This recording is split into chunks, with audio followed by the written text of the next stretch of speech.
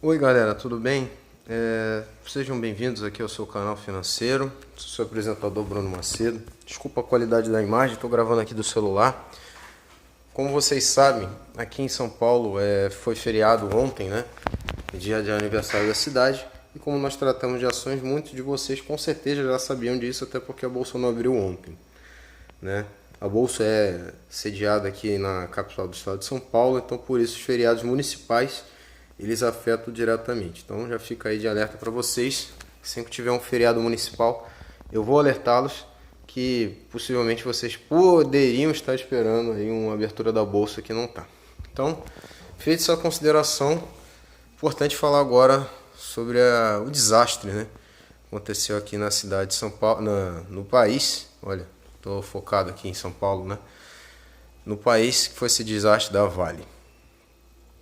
Então é o seguinte, né?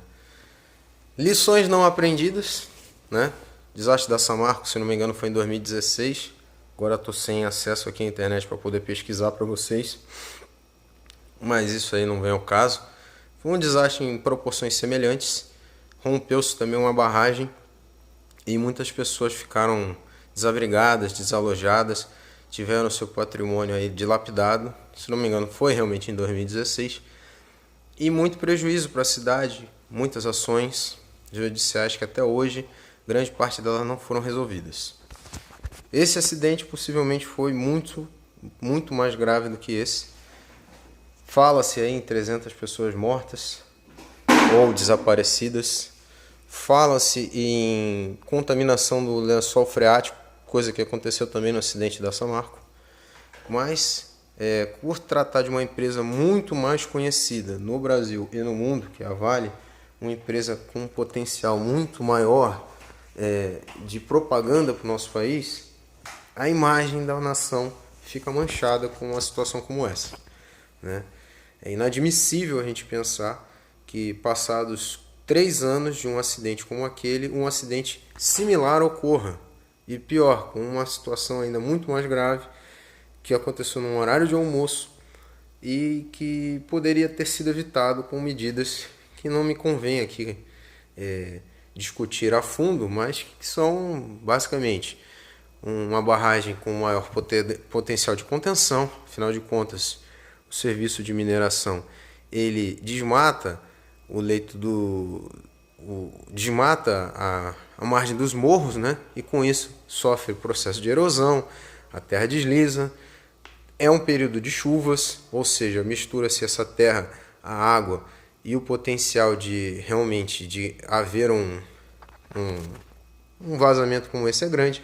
Então, no mínimo, uma barreira melhor protegida seria o essencial para que um processo como esse fosse evitado, né? Tem colegas aí que são da região de Minas Gerais e já falaram que, por exemplo, a cidade de Congonhas, que é próxima lá, tem também uma barragem da CSN que estaria em situação similar. CSN é uma siderúrgica, mas ela também tem serviço de mineração, segundo esses colegas. Então a gente, infelizmente, pode esperar que isso até talvez aconteça mais vezes se nenhuma medida for tomada. É triste, é deprimente, sinceramente é uma coisa que eu não diria que acontece só no Brasil, mas infelizmente acontece no Brasil, né?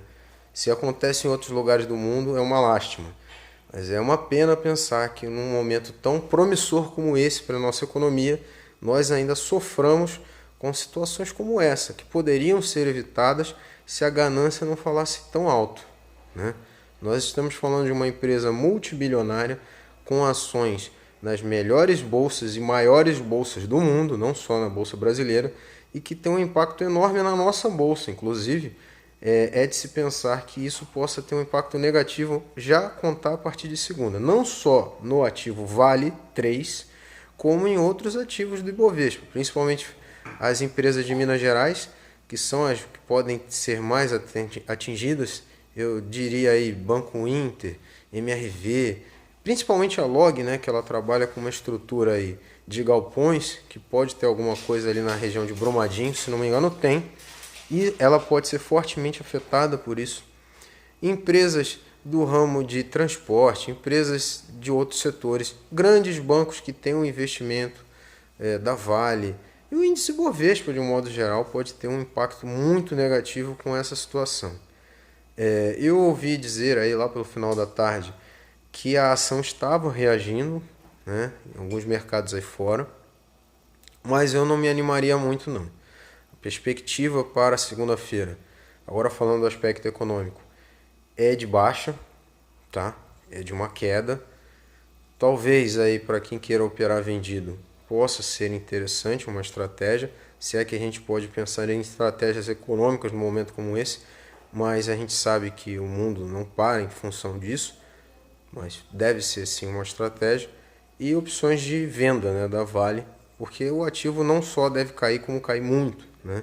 Talvez se tornar uma boa opção de compra para aqueles que pensam no longo prazo numa futura recuperação, tá?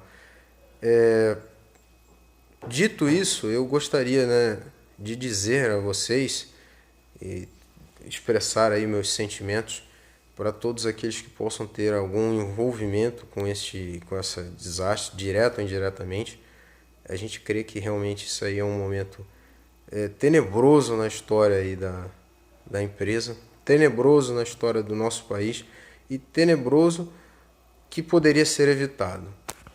É uma lição que não foi aprendida, é uma situação horrível que pode se repetir, como eu falei, né? Tem várias barragens que estão em situação muito parecida e que infelizmente tira um pouco da nossa credibilidade nas empresas brasileiras, né? Porque a gente vê que a segurança ficou em segundo plano, o dinheiro falou mais alto, né? A gente, tirando agora o lado financeiro, pode ver que o dinheiro falou muito mais alto do que a segurança e as vidas humanas nesse caso, tá? De lição, que para nós que somos investidores, né? Agora pensando como investidor também, somos seres humanos.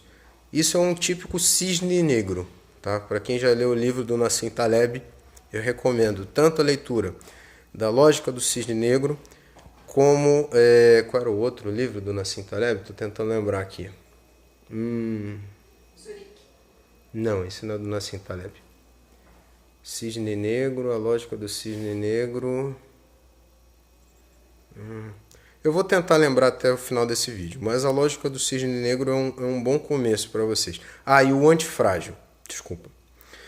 Recomendo a leitura primeiro da Lógica do Cisne Negro e na sequência do Antifrágil. São 2 livros do Nassim Taleb que ele justamente aborda essas situações, que são imprevisíveis e que depois que acontecem muitas explicações aparecem. Então eu não tentei dar nenhuma explicação, apenas o fato de que a precaução não foi tomada, uma precaução que era cabível ser tomada, mas explicações para isso existem várias e é muito fácil apontar agora, depois que a situação aconteceu.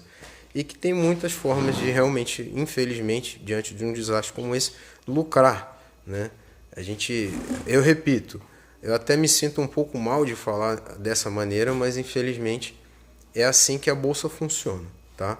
Não estou tentando menosprezar a dor de ninguém, só apenas alertando que situações como essa, elas são para aqueles que estão preparados, não são para aqueles que vão se preparar ainda, né?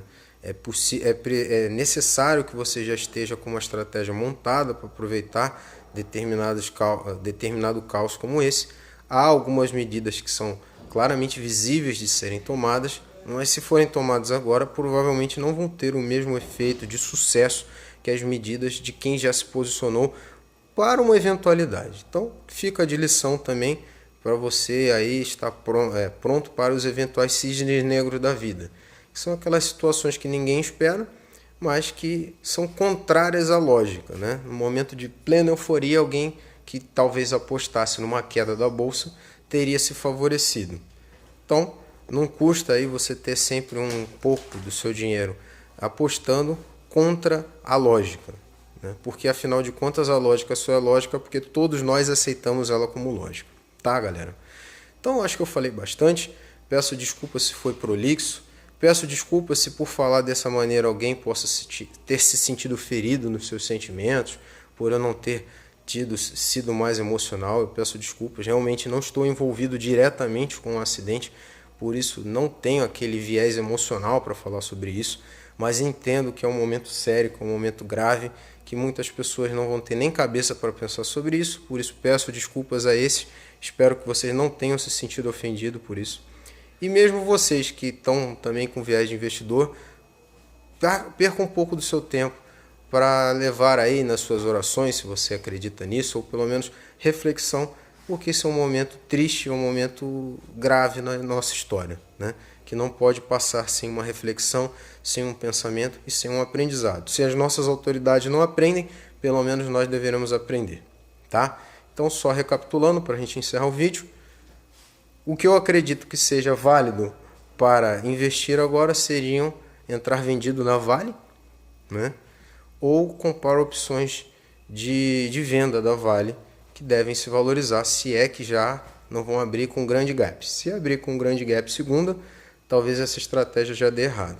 A bolsa deve cair, favorecendo aqueles que gostam de operar vendido, e aqueles que de repente queiram se posicionar por longo prazo, podem sim ter uma grande oportunidade de pegar alguns ativos bons a preços mais baratos. Mas cautela, atenção e sabendo que isso é uma situação que pode perdurar por um bom tempo, tá?